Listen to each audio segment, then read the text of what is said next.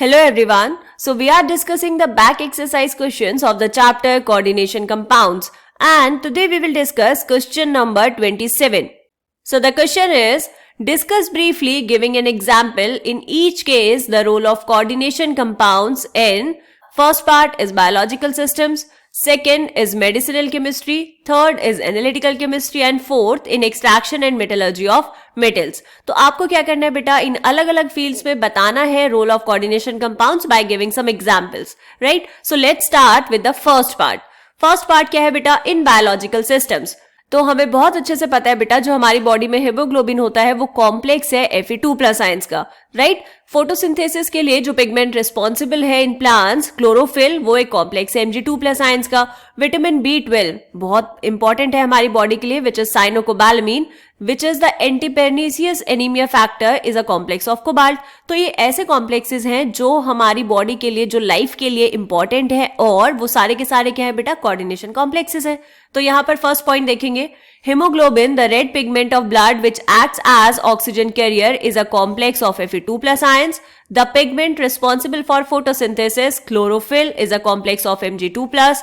And the last point is vitamin B12, which is cyanocobalamin, the anti-pernicious anemia factor, is a complex of cobalt. ठीक है, in biological system समझ आया. अब हम check करेंगे second part. Second part में क्या पूछा है बेटा? In medicinal chemistry.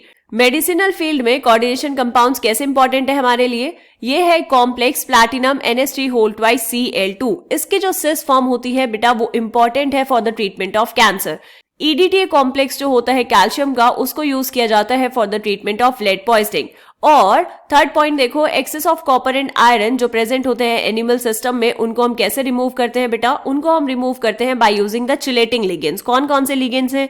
D-पेनिसिलामीन and desferrioxamine B via the formation of complexes बना के हम इनको यूज करते हैं, राइट? तो फर्स्ट पॉइंट देखेंगे, cisplatinum NH3/Cl2, which is known as cisplatin, is used in the treatment of cancer.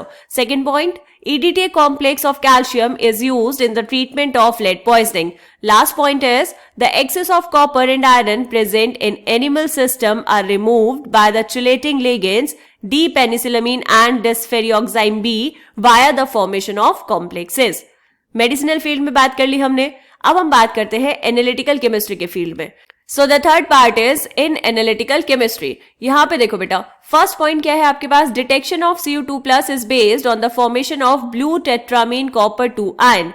Analytical chemistry में quantitative analysis and qualitative analysis, दोनों ही एनालिसिस में कोऑर्डिनेशन कॉम्प्लेक्सेस बहुत इंपॉर्टेंट रोल प्ले करते हैं. फर्स्ट पॉइंट क्या लिखा है हमने यहाँ पे बेटा?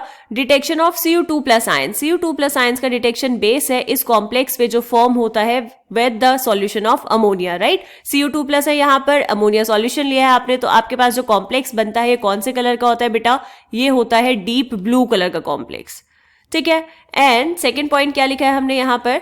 EDTA is used in the complexometric determination of several metal ions such as Ca2+, Zn2+, Fe2+, CO2+, Nickel2+, etc. इतने सारे मेटल्स की कॉम्प्लेक्सोमेट्रिक डिटर्मिनेशन के लिए यूज किया जाता है बेटा EDTA, राइट? लास्ट पार्ट देखिए इस क्वेश्चन का. लास्ट पार्ट क्या पूछा है बेटा आपसे? Role of coordination compounds in extraction और मेटलर्जी ऑफ मेटल्स. बहुत सारे मेटल्स के एक्सट्रैक्शन के लिए यूज किए जाते हैं complexes. So the extraction of several metals from their ores involves complex formation. Example, silver and gold are extracted from their ores as cyanide complex. Silver और gold को जब हमें एक्सट्रैक्ट करना होता है उनके ओर से, तो हम बनाते हैं cyanide complexes, right? Cyanide complexes की हेल्प से हम उनको एक्सट्रैक्ट कर लेंगे. And the next point is purification of some metals can be achieved through complex formation. सिर्फ एक्सट्रैक्शन के लिए ही नहीं बेटा, प्योरिफिकेशन के लिए भी कॉम्प्लेक्स कंपाउंड्स का बहुत इंपॉर्टेंट रोल है. एग्जाम्पल के लिए देखो यहाँ पर, in Mond's process impure nickel is converted to NiCO4 which is decompose to yield pure nickel. आपने क्या किया? इम्प्योर निकल को पहले कन्वर्ट किया इस कॉम्प्लेक्स कंपाउंड में NiCO4 में, और उसके बाद उसका जब डिकम्पोजिशन आप करवा देंगे तो आपको मिल जाएगा प्योर निकल मेटल.